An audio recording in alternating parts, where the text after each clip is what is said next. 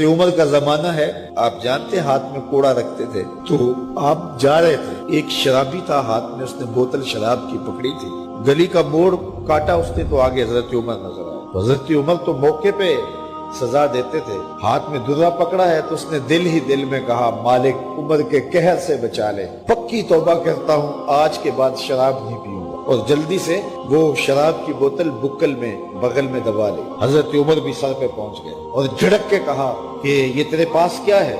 تو ڈرتے ہوئے کہا حضرت سرکہ ہے۔ تو عمر سے کہا نکال، تو جب نکالا تو واقعی سرکہ ہو گیا تھا۔ جو رب شراب کو سرکے میں بدلنے پہ قادر ہے، وہ رب گناہوں کو نیکیوں میں بدلنے پہ بھی قادر ہے۔ تو اس کے در پہ کوئی آئے تو صحیح، جھولی پھیلائے تو صحیح، ہم تو مائل بکرم ہیں، کوئی سائل ہی نہیں، راہ دکھلائیں کسے، راہ روے منزل ہی نہیں۔ کوئی اس کی دہلیز پہ تو آئے، اس کی چوکھٹ پہ تو آئے، بلکہ اس کی رحمتیں تو بہانے ڈھونڈتی ہیں۔ بشر حافی ایک بہت بڑے شرابی تھے اور زندگی شراب کے نشے میں دھت گزرتی تھی۔ ایک دن گلی سے گزر رہے تھے، کاغذ کا ایک ٹکڑا دیکھا، اس پہ رب کا نام لکھا تھا۔ یار بندہ گناہ گار ہو بے ادب نہ ہو، گناہ گار ہو بے ادب نہ ہو۔ تو کاغذ کے ٹکڑے پہ رب کا نام لکھا تھا، اس کو اٹھایا، چوما، صاف کیا، خوشبو لگائی اور اونچی جگہ پہ رکھ دیا کہ یہ میرے رب کا نام ہے، اور شراب پینے پھر میخانے میں چلے گئے۔ وقت کے ولی کو الہام ہوا، جا ڈھونڈ بشر کو اور میرا سلام دے، اور اسے کہہ کہ تیرے رب نے تیرے سارے گناہ معاف کر دیے۔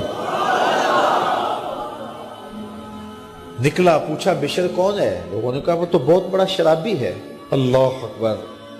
گھر پوچھا، کہا وہ شراب خانے میں۔ شراب خانے میں پیچھے چلے گئے۔ وقت کا ولی اللہ شراب خانے کے دروازے پہ دستک دے رہا ہے۔ اندر سے آواز آئی، کون؟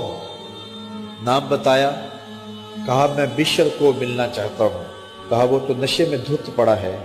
ساقی میخانہ نے کہا کہ وہ تو نشے میں دھت پڑا ہے، کہا اسے ملنے آیا۔ اس نے جا کے کہا کہ باہر تیرا کوئی مہمان ہے۔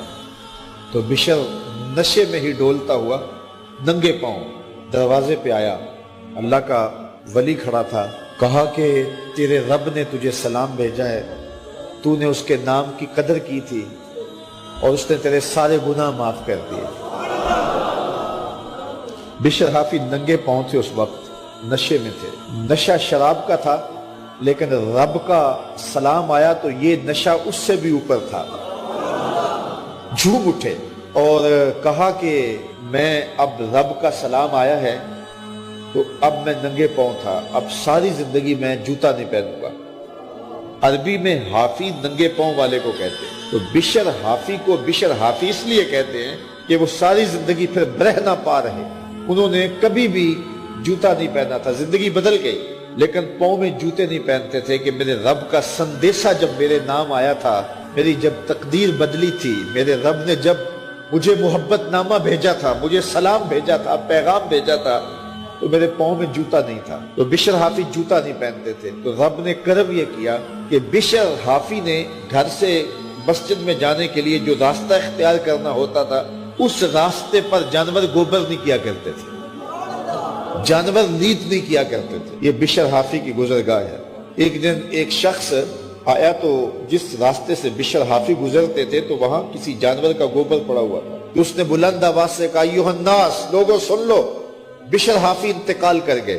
لوگوں نے کہا تمہیں کس نے بتایا ہے؟ کہا یہ گوبر پڑا ہوا ہے، اس کا مطلب ہے کہ آج بشر حافی اس گلی سے نہیں گزریں گے۔ تو جب پتہ کیا گیا تو حضرت بشر حافی کا واقعہ انتقال ہو گیا۔ کوئی سچی توبہ کرے تو صحیح، کوئی اس کی دہلیز تو آئے تو صحیح۔